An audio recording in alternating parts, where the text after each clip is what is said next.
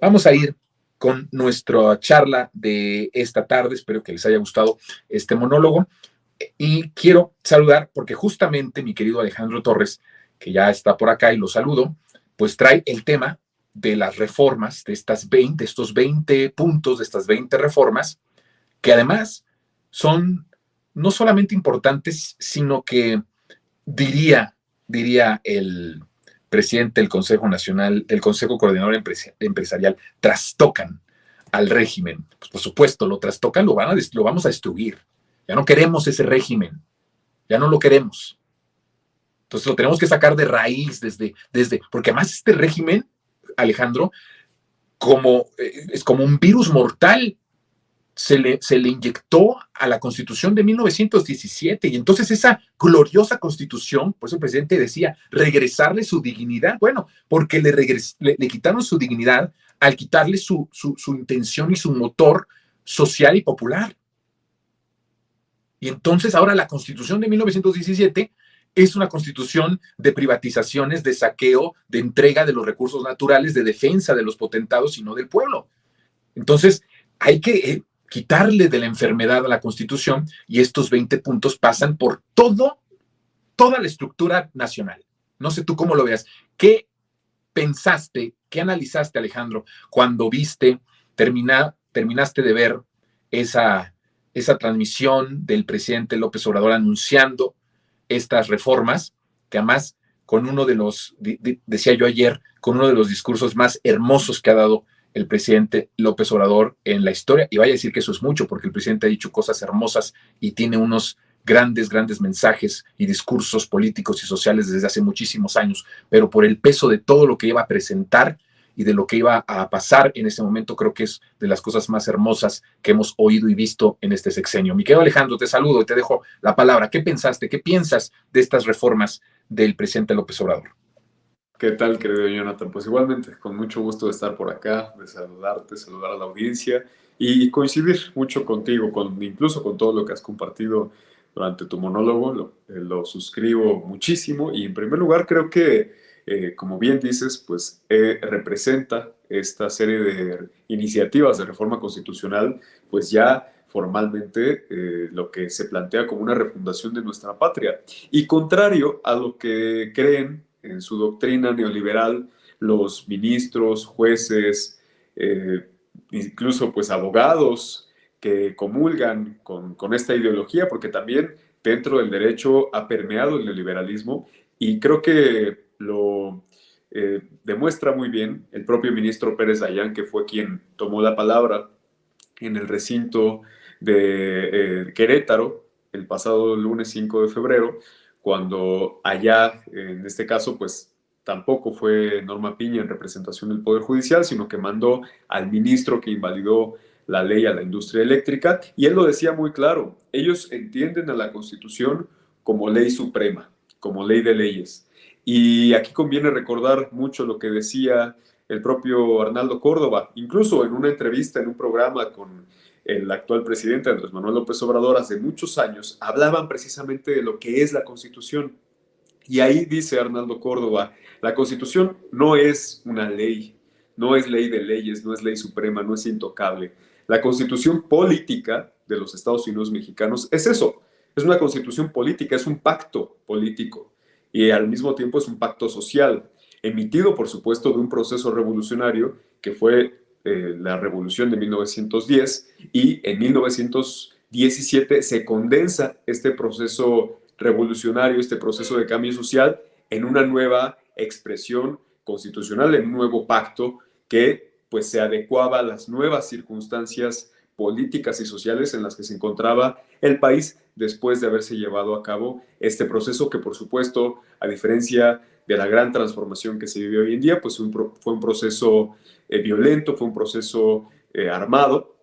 y actualmente, no menos importante, se ha llevado a cabo un proceso muy profundo, pero de forma pacífica, en el cual existen condiciones sociales y políticas muy distintas en nuestro país y la Constitución como pacto social debe de adecuarse a esas nuevas condiciones políticas que existen en nuestro país, distintas a las que existían en los tiempos de Salinas, en los tiempos de Cedillo, Fox, Calderón hoy en día tenemos una nueva patria y eso en los hechos ya existe. Lo quieran o no lo quieran los ministros de la Suprema Corte, eso no lo determina la ley, eso va más allá de lo que está escrito en la Constitución. Eso es lo que a ellos les molesta tanto. Eso es lo que no pueden controlar con la invalidación de una reforma, con la invalidación de una ley. Eso es lo que no pueden declarar inconstitucional desde la comodidad y el privilegio de su asiento en la Suprema Corte. Eso ya existe. Más allá de eso, incluso si lo queremos ver así, es un mero formalismo lo que se busca hacer, que es establecer en la Constitución, ya ahora en papel, lo que ya en los hechos existe, que es un país distinto, con una realidad social y política diferente, y ahí, como bien lo has dicho tú, pretenden establecerse como derechos constitucionales mucho de lo que el presidente Andrés Manuel López Obrador ya ha puesto en marcha durante su sexenio. Y es que no es retórica lo que ha planteado él, muchos de estos 20 puntos ya se han concretado en los hechos, ya han estado establecidos. Vamos a mencionar algunos. La reforma para que los pueblos originarios puedan tener una personalidad jurídica y puedan tener incluso una participación, una consideración en el presupuesto para que también hagan uso de forma autónoma de estos recursos que recauda la federación. Por supuesto que en el tiempo que lleva la Cuarta Transformación ya ha habido un reconocimiento muy importante a quienes han sido históricamente excluidos, como fueron los pueblos originarios durante todo el periodo neoliberal. Entonces, ahora pretende establecerse en la Constitución la garantía de que los pueblos originarios sean sujetos de derechos y puedan estar también reconocidos en el presupuesto. La reforma a los adultos mayores y personas para la pensión de adultos mayores y personas con discapacidad que quede establecida en la Constitución es algo que ya se ha hecho, es algo que ya está pues como un programa social incluso reconocido en la Constitución. Busca dejarse ya de forma universal la pensión para personas con discapacidad, que hoy en día, hay que recordar, solamente se da de manera universal para personas con discapacidad de todas las edades en estados donde gobierna Morena. En estados donde no gobierna Morena, los gobernadores del PRI y del PAN no han aceptado participar con la federación para que se pueda garantizar este derecho a las personas con discapacidad. Bueno, pues con esta reforma ya sería obligatorio que todas las personas con discapacidad de cualquier edad reciban una pensión, entre otros. No estamos hablando del derecho a la salud por un sistema de vivienda digno, protección y cuidado animal, cuidar el agua para que sea garantizado el derecho humano al agua, que es algo que ha estado en discusión durante estos días ante la escasez de agua potable, que también está originada por este mismo modelo extractivista que dejaron también en la Constitución con sus reformas los neoliberales y que ahora han permitido pues que haya un saqueo del agua potable y también haya pues obviamente despojo de este recurso a muchas comunidades. Entonces, cuidar el agua potable, el medio ambiente y prohibir las drogas químicas, los vapeadores, el fentanilo,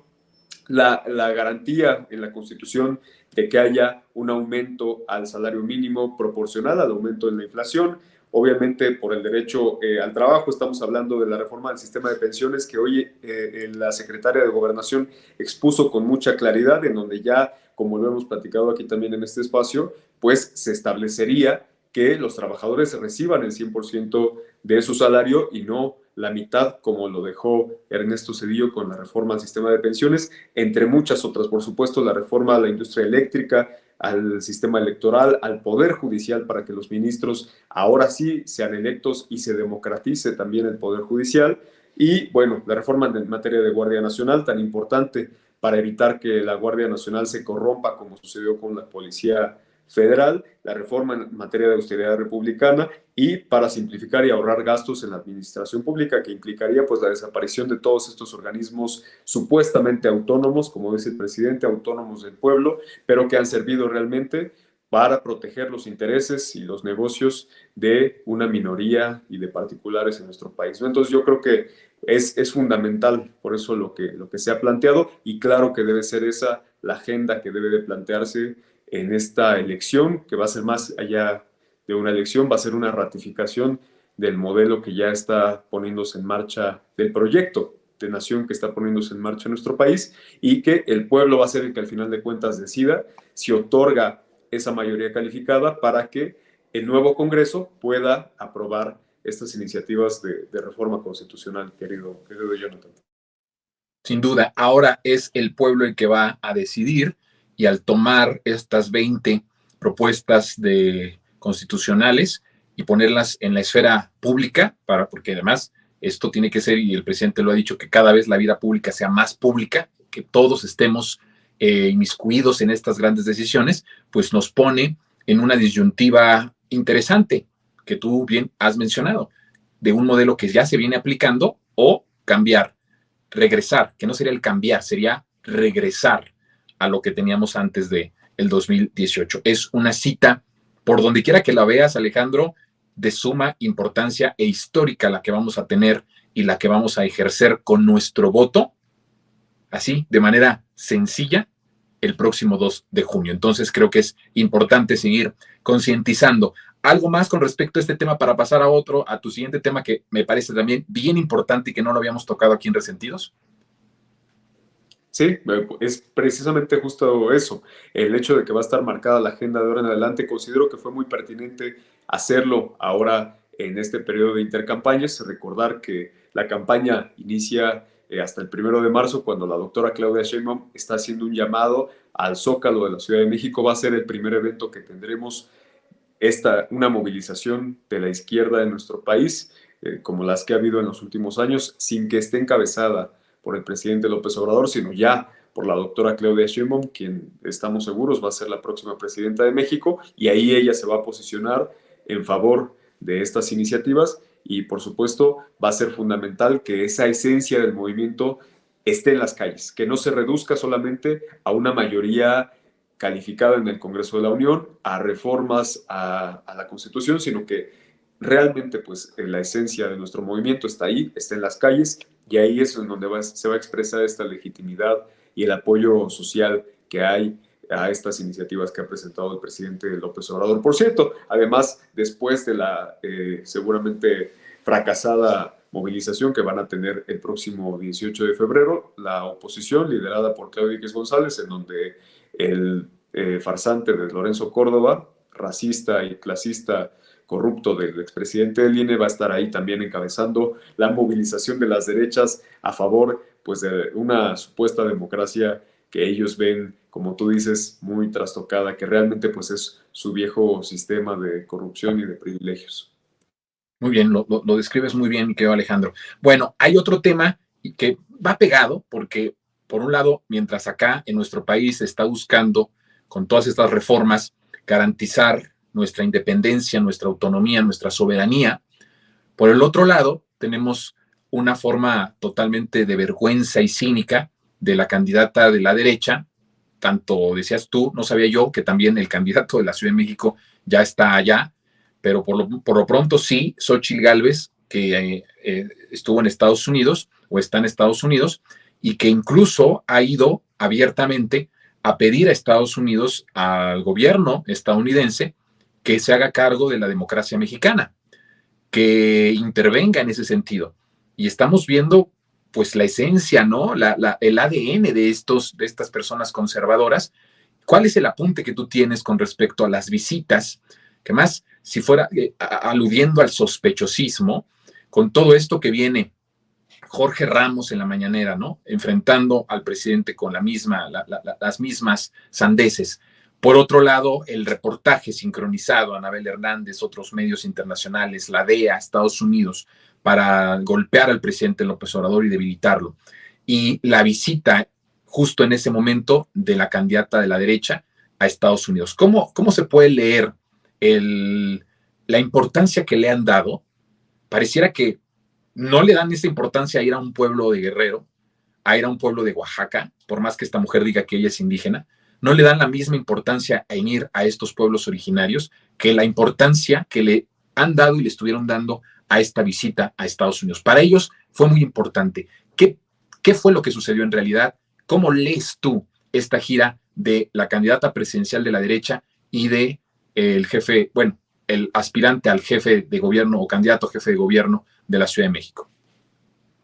Sí, bueno, hay que revisar cuántos días lleva ya Xóchitl Gálvez en Estados Unidos, cuántos días dedicó realmente al encuentro, supuestamente encuentro, con migrantes mexicanos. Cuando vieron que fracasó la posibilidad de un encuentro con migrantes mexicanos en Nueva York. Por supuesto que fracasó, porque en Nueva York, así como en muchos de los estados de la Unión Americana, pues están muchos migrantes que precisamente salieron de México como producto de las políticas de los presidentes del periodo neoliberal, y claro que iban a despreciar la visita, la presencia de Xóchitl Gálvez. Por eso fue a reunirse con un grupo muy reducido, fue a reunirse ahí en Nueva York con quienes en su momento prometieron que se iban a ir de México si ganaba López Obrador, con esos juniors, los hijos de los potentados. Esos fueron a los que Xóchitl Gálvez realmente fue a ver allá en Nueva York, con los que se fue a reunir a puerta cerrada, y evitó al pueblo mexicano, a nuestros connacionales que están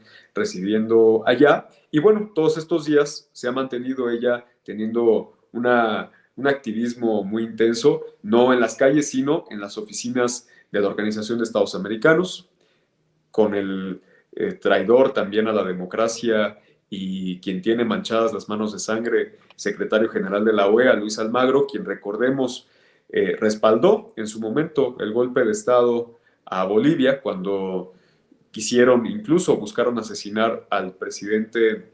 Evo Morales en Bolivia. Él legitimó, respaldó ese golpe de Estado, así como han respaldado muchos de los golpes de Estado en la región. La OEA, a ese organismo internacional es a donde Xóchitl Gálvez va a alertar sobre lo que está sucediendo en México, va a los principales centros de pensamiento de los Estados Unidos para intervenir en otros países, y hoy precisamente no conforme con todos los días que lleva haciendo campaña Xóchitl Gálvez en Estados Unidos, la va a acompañar y la va a alcanzar a Washington, D.C. Como bien dices, el candidato a la jefatura de gobierno por la oposición, por la derecha en la Ciudad de México, Santiago Tabuada, en donde va a ser el ridículo Santiago Tabuada alertar en Washington de una supuesta intervención de Rusia en las elecciones de México y particularmente de la Ciudad de México. Es ridículo ya el nivel que han alcanzado la oposición. Está al nivel, en eso sí nos hemos convertido en Venezuela. Fíjate que es interesante cómo alertaron tanto de que México iba a convertirse en Venezuela. Realmente sí se convirtió en Venezuela la oposición mexicana. Se parece mucho a la derecha venezolana, que se la pasa haciendo campaña desde Miami y desde Nueva York. Van allá a denunciar a Venezuela, van a los foros internacionales, van a pedir intervencionismo, no por nada. Incluso está a discusión en este momento las acciones del gobierno de Venezuela en contra de su candidata presidencial a la derecha, que también en este año tiene, a la presidencia, perdón, por la derecha, que también tiene elecciones en este 2024, María Corina Machado, quien por cierto fue defendida por Felipe Calderón hace unos días desde Madrid, porque están muy molestos porque se inhabilitó a María Corina Machado por ir a pedir intervención militar de parte de Estados Unidos en Venezuela. Bueno, pues eso es lo mismo que está haciendo la oposición mexicana, lo mismo que hace la derecha venezolana, ir a la Organización de Estados Americanos a pedir intervención del Departamento de Estado para vigilar las elecciones, como si las elecciones en México no fueran cuidadas precisamente por los ciudadanos, que son quienes han fungido durante años como funcionarios de casilla, como representantes de los partidos, y son en quienes se va a confiar, y yo estoy seguro que en ellos va a estar esa responsabilidad, en esos miles de ciudadanos, incluso millones con observadores que vamos a participar para cuidar estas elecciones, para evitar que ellos traten de comprar el voto, de hacer fraude en algunas casillas. Va a ser la ciudadanía quien va a estar al frente del cuidado y la defensa del voto, pero ellos van a los organismos internacionales para pedir la intervención de los Estados Unidos y alertando incluso de un posible fraude y de una intervención hasta de Rusia. Tienen el fantasma todavía ahí de la Unión Soviética y quieren ir a asustar allá a los Estados Unidos con este fantasma de la Unión Soviética y de una supuesta intervención de otros países para controlar las elecciones en México, pero no, pues México es un país autónomo, es un país libre y pues seguramente van a tener los mismos resultados que la derecha venezolana en los últimos años aplicando esta receta. Van a seguir seguramente pues fuera de cualquier posibilidad de acceder nuevamente al poder en nuestro país. Muy buena esa de que se convirtieron en Venezuela, pero la derecha, muy ridícula la derecha, allá en Venezuela muy violenta. y es algo que hemos querido, tal vez, o sea, intentado, el que se convierta nuestro país también en una derecha cada vez más violenta. Y la verdad es que de eso sí hay que advertir, ¿no? Que pueden ir hacia eso, a convertirse en cada vez más violenta. La derecha, mientras más acorralada esté, y lo hemos platicado, Alejandro, es cada vez más violenta, ¿no? Por más es irracional, no se puede negociar con ellos, no se puede dialogar con ellos, porque para ellos solo importa sus intereses, y ven ustedes que esta gente no se cansa de ser agachada, no se cansa del intervencionismo, no se cansa de irle justamente a entregar el país a Estados Unidos. Es impresionante lo que hace la derecha mexicana, muy parecida, como dices, a la venezolana. Ya para terminar, esto tiene que ver con los espectaculares que hay de Russia Today en la Ciudad de México, ¿verdad, Alejandro? Perdón la risa, pero es que está muy Sí, divertido.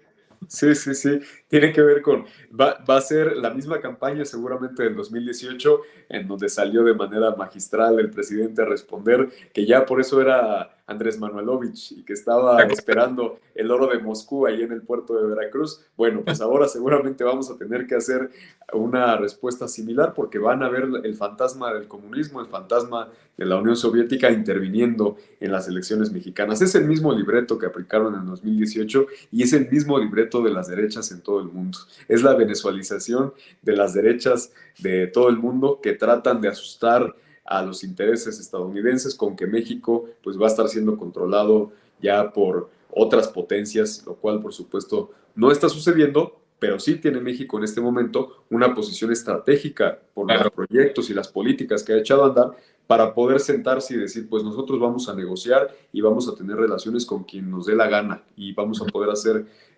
tratos comerciales, relaciones económicas con quien mejor nos convenga y no vamos a estar dependientes de la voluntad de un gobierno u otro, de un país o de otro. En ese sentido, México está en una posición en donde puede defenderse de manera diplomática sin recurrir incluso a sanciones económicas, sin recurrir a amagos. Incluso el presidente López Obrador es muy moderado en su discurso con el gobierno de los Estados Unidos, pero en los hechos él sabe que tiene las riendas del desarrollo económico del país, de la política comercial, de la política exterior que se está implementando en México y que con ello tiene una gran fuerza para que también Estados Unidos, pues como dicen coloquialmente, pues le vaya midiendo, ¿no? Le vaya midiendo si decide intervenir en nuestro país, pues también nosotros vamos a tener cómo responder ante una amenaza imperialista como esa. Ya tuvo que decir la Casa Blanca que es una cuestión electoral, lo del reportaje que es una falacia, que no hay nada demostrado, que está cerrado, y eso forma parte también de la nueva condición que hay de la relación mexicana con Estados Unidos, ¿no? Por el otro lado, es la competencia de qué derecha es más ridícula, y ahí creo que la mexicana ya se está posicionando bien, van bien, Alejandro, van bien posicionados, le están echando ganitas, y entonces en una de esas es más ridícula que la venezolana, ¿no? Esta derecha mexicana. Y por el otro lado, lo que es muy triste, y ya con esto terminamos, porque el tiempo ya se nos terminó, pero también es muy triste que toda esta narrativa ridícula, desesperada, de pena ajena de la derecha, como de decir que porque hay espectaculares de Russia Today ya estamos invadidos por Rusia, también está apoyada por ciertos disque intelectuales, porque esto estuvo acompañado de una columna de Dolly Esteves que hasta hace unos años pues era una escritora más o menos ahí respetable, una periodista más o menos digna, y que ella y otros más justamente apoyen toda esta parte de lo que ellos van a ir a decir allá a Estados Unidos. Es terrible, es la ruina política, moral, intelectual de todo lo que representa la derecha, tanto la política como la intelectual y como la mediática, mi querido Alejandro. ¿Algún comentario rapidísimo final? Pues es eso, ¿no? La derecha mexicana cada día más lejos del pueblo y más cerca de los Estados Unidos, querido Jonathan. No, mucho Pues más. un gusto como siempre estar por acá. Te mando un fuerte abrazo, mi querido Alejandro, y nos vemos la próxima semana. Cuídate mucho. Igualmente, un saludo a la audiencia. Saludos a mi querido Alejandro Torres, como siempre un honor y un gusto tenerlo todos los miércoles acá.